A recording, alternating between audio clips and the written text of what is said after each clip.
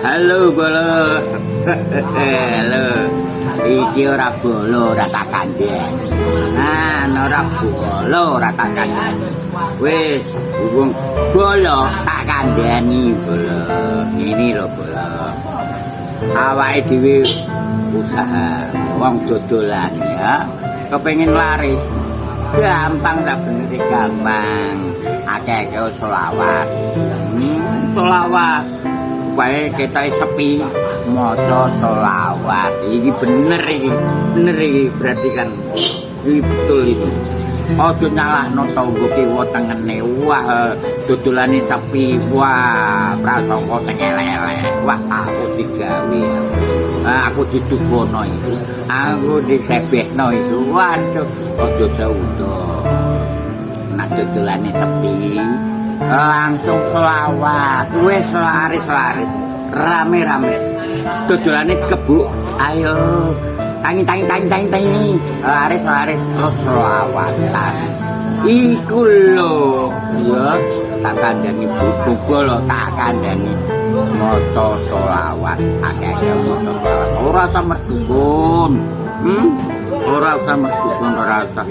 Ya, maca selawat sing penting eling marang Gusti. Eling marang Gusti Allah. Ngono wae ya. Semangat makarya. Yo. Ayo saudon ya. Elek nek saudon. Saudon elek dadi doa. Tak kandhani. Ayo tak kandhani bola. Ayo. Zaman akhir akeh iman padha keplintir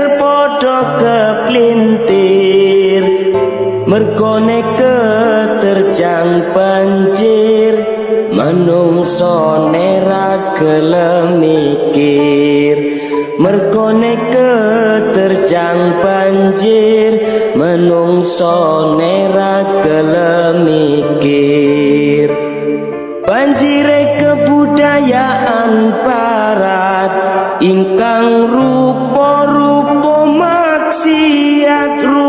maksiat menungso ra gelem tobat banjur Allah nurunake laknat menungso ra gelem tobat banjur Allah nurunake laknat salatullah salamullah ala toha